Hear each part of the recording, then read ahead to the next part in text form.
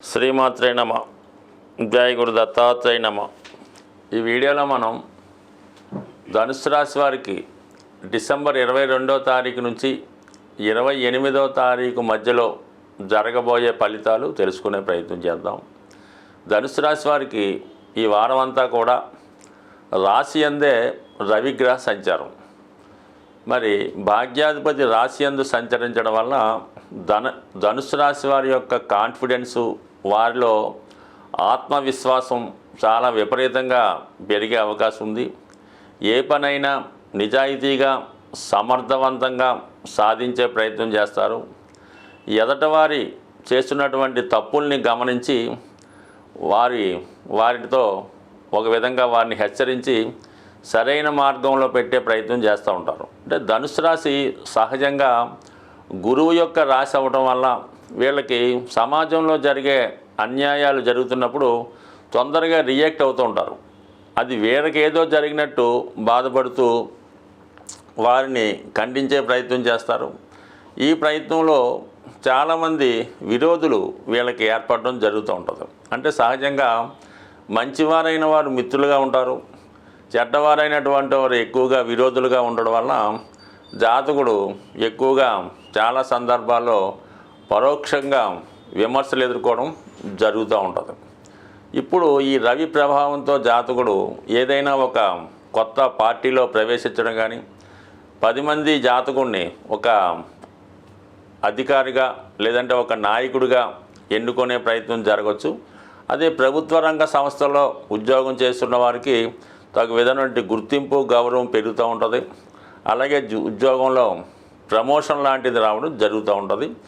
బయట కూడా మంచి హోదా పెరుగుతూ ఉంటుంది. ఇది నెంబర్ 1గా అనుకూలిస్తుంది అన్నమాట. ఇక 12వ స్థానంలో ఉన్నటువంటి బుధుడు జాతకుడి పైన అధికమైనటువంటి ఆర్థిక ఒత్తిడి కలుగుతూ ఉంటుంది.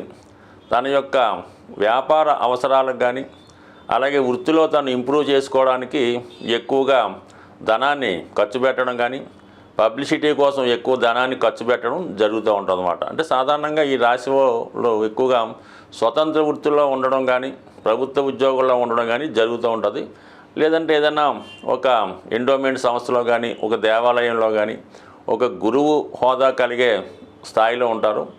అటువంటి వారు ఏదో ఒక సందర్భంలో ఎక్కువగా మరి వారి యొక్క అభిమానులకు కానీ, భక్తులకు కానీ, అలాగే ఫాలోవర్స్ కానీ ఏదో విధంగా వాళ్ళకి సంతృప్తిపరిచే విధంగా ఈ భోజన కార్యక్రమాలు ఏర్పాటు చేయడం కానీ, వాళ్ళకి ఏదైనా తీర్థయాత్రలు తీసుకెళ్ళి వారికి ధనం ఖర్చు పెట్టడం కానీ జరుగుతూ ఉంటుంది. అంటే తను ఏదైతే వృత్తిలో సంపాదిస్తాడో అది ఇతరులకు ఎక్కువగా ఖర్చు పెట్టే ప్రయత్నం చేస్తూ ఉంటాడు.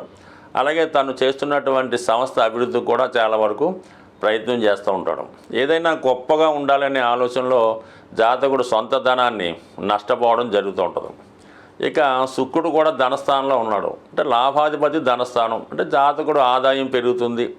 తన దగ్గర వచ్చినటువంటి కస్టమర్స్ జాతకుడిని ఎక్కువగా ఆదరించడం వల్ల, అలాగే కుటుంబ సభ్యుల యొక్క అభివృద్ధి కూడా జాతకుడు ఊహించిన దానికన్నా అధికంగా ఉండడం వల్ల వారు కూడా కుటుంబ అవసరాలకి తగు విధమైనటువంటి ధన సహకారం చేయడం, కుటుంబ బాధ్యత మీ సంతానం తీసుకోవడం వల్ల మీరు చాలా వరకు ఖర్చుల నుంచి ఫ్రీ అవ్వడం జరుగుతూ ఉంటుంది. అలాగే ఏదైనా ఒక గృహంలో వివాహం కానీ, శుభకార్యం కానీ, పుట్టినరోజు కార్యక్రమం కానీ, ఏదైనా ఒక దైవ కార్యక్రమం లాంటిది వ్రతాలు కానీ చేయడం వల్ల కూడా మరి దాని కొరకు ధనాన్ని వెచ్చిస్తూ ఉంటారు.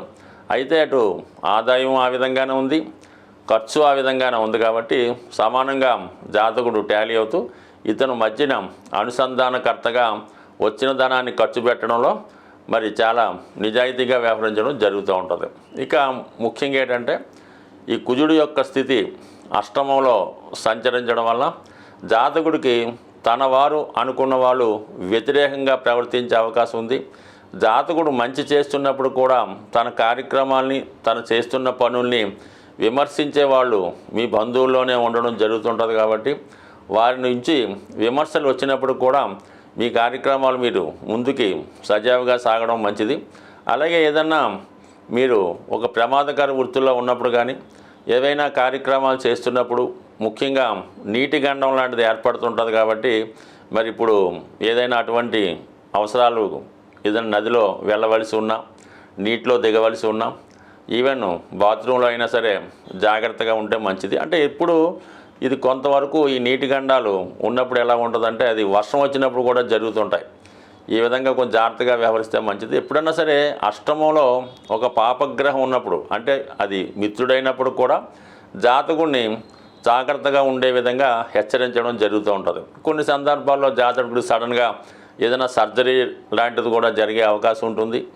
అలాగే ఏదైనా ప్రకృతి వైద్యశాలలో చేరి కొంత రెస్ట్ తీసుకోవడం కానీ వైద్యం చేయించుకోవడం జరిగే అవకాశం ఉంది.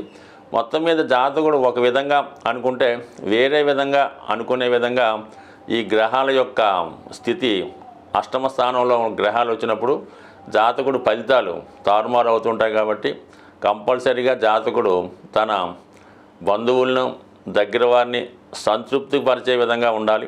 ఏ విధంగా వాళ్ళని ఇబ్బంది పెట్టినా వాళ్ళు కొంతవరకు మీకు ఇబ్బంది పెట్టే విధంగా, అంటే ప్రతి యాక్షన్కి ఒక రియాక్షను తన రాశి నుంచి అష్టమ రాశి ద్వారా వస్తూ ఉంటుంది అన్నమాట. అందుకని ఈ సమయంలో అటు ప్రయాణాలు చేస్తున్నప్పుడు కానీ, వేగంగా వాహనాలు నడిపేటప్పుడు కానీ జాగ్రత్తగా వ్యవహరించడం మంచిది. ఇక 3వ స్థానంలో శని భగవానుడు చాలా వరకు మరి ఆయుష్కారకుడు 3వ స్థానంలో ఉండడం వలన మరి ఎప్పుడు కూడా ఊహించిన ప్రమాదం అయితే ఉండదు, కానీ జాగ్రత్తగా ఉంటే మంచిది. 6వ స్థానంలో గురుగ్రహం యొక్క వక్రగమనం కూడా జాతకుడు మరి కొంతవరకు ఆరోగ్య విషయంలో జాగ్రత్త తీసుకోవలసి ఉంటుంది. జాతకరీత్యా ఎవరైతే జ్యోతిష్యాన్ని నమ్ముతూ ఉంటారో, దాన్ని ఫాలో అవుతూ ఉంటారో వారు కంపల్సరిగా కొన్ని నియమాలు పాటించాలి. కొన్ని పూజలు, పరిహారాలు తప్పనిసరిగా చేయించుకోవలసి ఉంటుంది. మరి సాధారణంగా ప్రతి సంవత్సరం 1-2 సార్లు మాత్రమే వచ్చే శని త్రయోదశి, మరి ఈ వారంలో మనకి వారం చివరిలో డిసెంబర్ 28వ తారీఖున శని త్రయోదశి అనే పర్వదినం రాబోతుంది. మరి ఆ రోజు అంటే కేవలం శని భగవానుండి ఏలినాటి శని, అష్టమ శని ఉన్నవారే కాకుండా మిగతా వారు కూడా ఎలా ఉంటుందంటే చాలా వరకు ఎవరో ఒకరికి శని మహాదశ, శని అంతర్దశ, విదశ, లేదంటే ఇంకొక విధంగా మరి శని గోచారీత్యా అనుకూలంగా లేకపోవడం, ఇవన్నీ ఏదో రంగా జరుగుతుంటాయి. అలాగే శాశ్వతంగా ఎక్కువ రోజులు పడే ఇబ్బందులకు కూడా శని కారణం అవుతూ ఉంటాడు. అంటే ఒక వ్యాధి మీకు వచ్చి చాలా కాలంగా పట్టి పీడిస్తున్నా, లేదంటే ఒక రుణం ఒకరి దగ్గర మీరు అప్పు తీసుకుంటే అది ఎంత కష్టపడ్డా దాన్ని తీర్చలేకపోతుంటారు. అంటే దీర్ఘకాలికంగా ఉన్నటువంటి రుణాల నుంచి బయటపడాలన్నా, అలాగే ఒక వ్యసనం చాలా వరకు మనిషిని పట్టి పీడిస్తూ ఉంటుంది.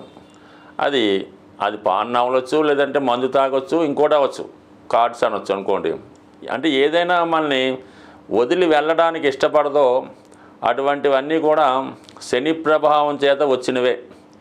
సో అందువలన ఏంటంటే చాలా వరకు మనుషుల్లో ఉన్నటువంటి ఒక బద్ధకం, అశ్రద్ధ, పోస్ట్పోన్ మెంటాలిటీ, పని చెప్తే ఇసుక్కోడి, ఇవన్నీ కూడా శని యొక్క ప్రభావం చేత ఉన్నవే.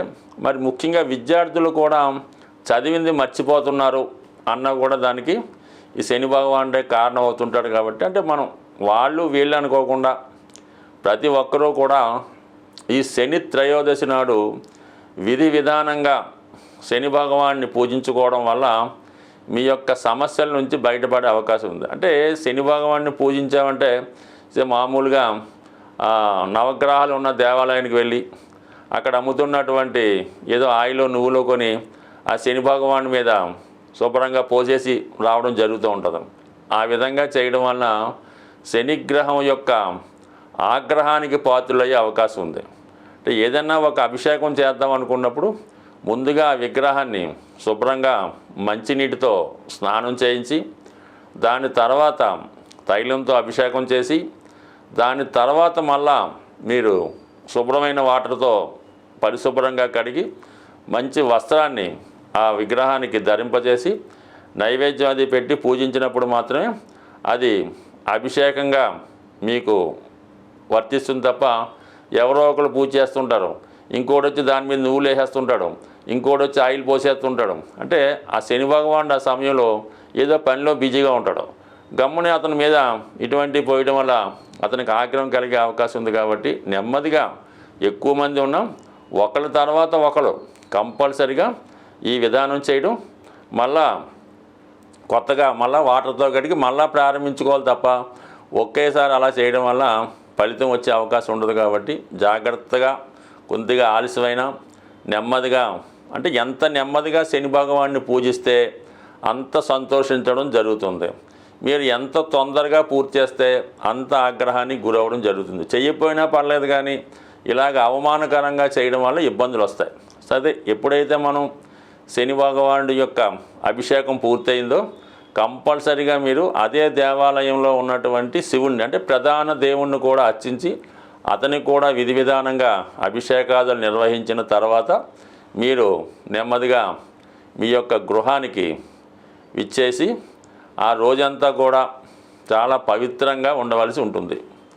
భూశయనం చేయడం, ఎటువంటి ఆయిల్తో చేసిన పదార్థాలు తినకుండా మామూలుగా సాత్వికమైన ఆహారం, అవసరమైతే పళ్ళు పొలాలు అటు తీసుకొని భూమి మీద పడుకొని ఆ రోజు ఎటువంటి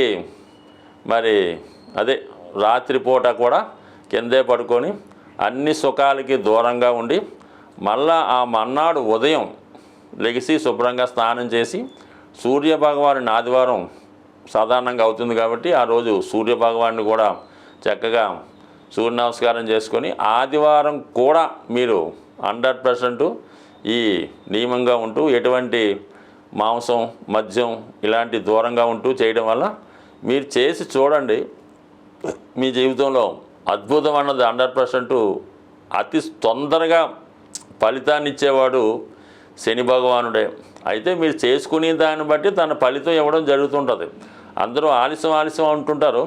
మరి ఆలస్యం ఎందుకు కారణం అవుతుందంటే మనం సరిగ్గా పాటించకపోవడం వల్ల. అంటే ఒక విద్యార్థి 10th క్లాస్ 10 సార్లు ఫెయిల్ అవ్వచ్చు, కట్టొచ్చు, పాస్ అవుతుంటాడు. అది ఆలస్యానికి కారణం అవుతుంటుంది. ఒకడు ఒకేసారి ఎట్ ఏ టైం పాస్ అయిపోతుంటాడు. రెండుకి శని భగవానుడే కారణం అవుతుంటాడు. కాబట్టి అందువలన శని భగవాన్ని నిందించకుండా మీరు ఫేవర్గా మీరు అభిమానిస్తే శని కూడా మీకు తొందరగా అభిమానించి మంచి ఫలితం ఇవ్వడం జరుగుతుంది. మరి ఇంకా ఇటువంటి ఫలితం చేసుకుంటూ ఒక సప్తముఖి రుద్రాక్ష ధరించడం కానీ, అలాగే బ్లూ సఫేడ్ అనే ఉంగరాన్ని వెండిలో చేయించి రైట్ హ్యాండ్ మధ్యవేలికి పెట్టుకోవడం వల్ల కానీ, ఇవన్నీ కూడా జాతకుడికి శని యొక్క ఆశీస్సులు లభించే అవకాశం ఉంది. స్వస్తి.